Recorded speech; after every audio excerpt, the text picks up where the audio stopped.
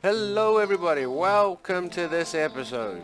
In this episode I'm going to be doing a build of an old vertical timber refinery because I was asked to do a bit of a tutorial on it. And as you know, I love doing that stuff, helping out and taking requests, so that's what we're up to today. Well, shall we make a start? See, the thing to remember with this vehicle is it's going to need to be very wide and very heavy so that the very tall trees don't tip it over. It's got to have a very low, high center of gravity. Low in position, high in value. For that reason, I'm going to be using concrete blocks level 3 because they are super heavy and we will need that. So the first thing I've done is stick on the saw blades here, which is pretty simple. Just on a piston and a bearing top and bottom. Make sure all your pieces are nicely welded so that it's a nice solid thing. And that's it. Now we need to build the box frame around it to house the tree. Thing to remember with your box is the main tree itself is 1, 2, 3, 4, 5 blocks wide, so that's how big our cage needs to be. However, the stump is 2 blocks wider either side. So the trick here is going to be keeping this blade 2 blocks off the ground. However, we need to leave a bigger open space at the bottom so that we can actually drive onto that stump. So that's what I've set up here. I've got the 2 cages up against the saw blades here, and I've started to create a 1, 2, 3, 4, 5 by 5 box, and once I put some doors on hinges we will create that full 5 by 5 enclosure right up next to our collector cages. Note the collector cages are set back a little bit because they are not 5 by 5. Our refinery fits snugly up the top, nice and close to the cages. So when we get wood in the cage here, the refinery should be able to suck it up. On both sides. See, no problem. So now when we clamp the tree in here, all the wood's going to automatically get sucked out and start getting processed, leaving this nice and clear for the chopping to happen.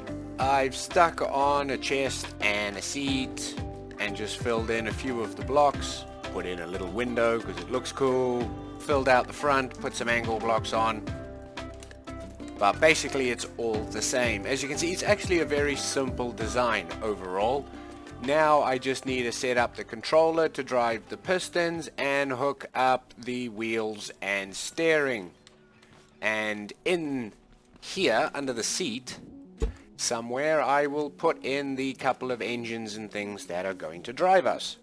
I've stuck some wheels on the front, I've stuck some wheels on the back with some steering.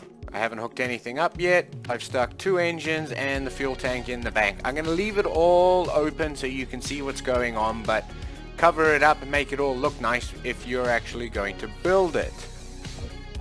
So we'll have our steering wheels there. One of these is going to drive our car, just like so, and the other one we'll hook up to a switch so that it can drive our saw blades. If you're going to do this type of steering, make sure you leave enough clearance for the wheels to turn without hitting things, eh? If you find that the steering is a bit weak, because sometimes the wheels like that, they do funny things, then we just need to add in some more bearings, like so. Instead of just having the 1 bearing, what we'll do is pull that off. Now you've got 2 bearings and everything is much stronger. You can even see that side has a bit of angle on it. This one stands nice and true. Well, it is all done basically. We have the doors, the platform to drive along, the blades, in here the controllers. I know it looks like a mess, but 1 engine drives the wheels, all of them. The other engine just drives the saw blades. 1 controller operates the 4 bearings on the door. Have as many bearings as you can. You want those doors to be as strong as possible. And the second controller just operates our piston, which plunges our saw blades forward. Now with that plunge, you're going to want to do it in steps because there are multiple logs to cut. You know, first it's going to break it into a couple of pieces, and then you're going to want to chop through each of those pieces, and making sure the blade's in there for a long enough period of time to cut all the wood before it retracts and the drop happens is, you know, your most efficient option. Otherwise it's going to plunge several times before the log will drop down, and I found that to be quite slow. Basically, when you drive up, you'll drive into the tree, which we'll go do now. We can close the doors. When we push 2, it starts the saw blades and starts that plunging action, as you can see, and it should retract shortly. Here we go. I can speed this all up and everything, but I'll go and fine tune that on a tree once I've actually got something to see if we're cutting fast enough. And one last thing to remember, keep this part, your chimney or your slide, very long, because otherwise the very tall trees are going to want to fall over too easily and it will tip your vehicle. So nice and heavy, low to the ground, nice and tall chute, and you should be right as rain.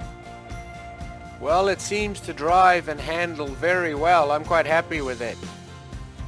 I might actually finish it off properly and keep it as my refinery for this map.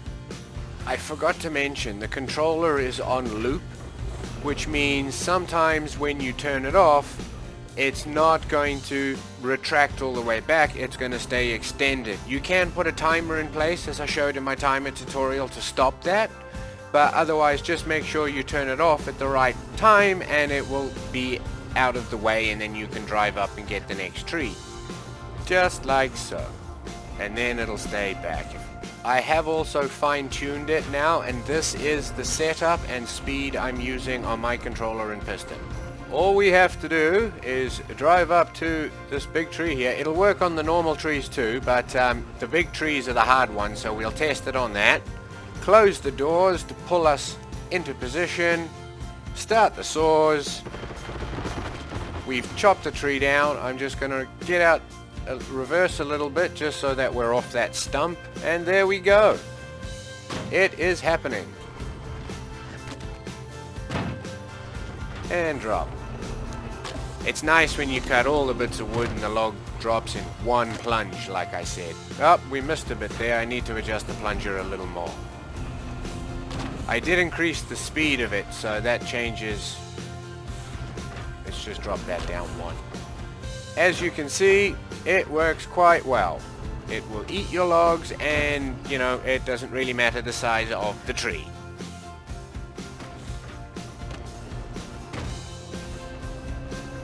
You can obviously do a lot to this to make it look pretty. I haven't done really anything cosmetic, but that in a nutshell is the vertical refinery. I hope you liked that. I hope it was helpful. Yeah, enjoy guys. Thanks for watching.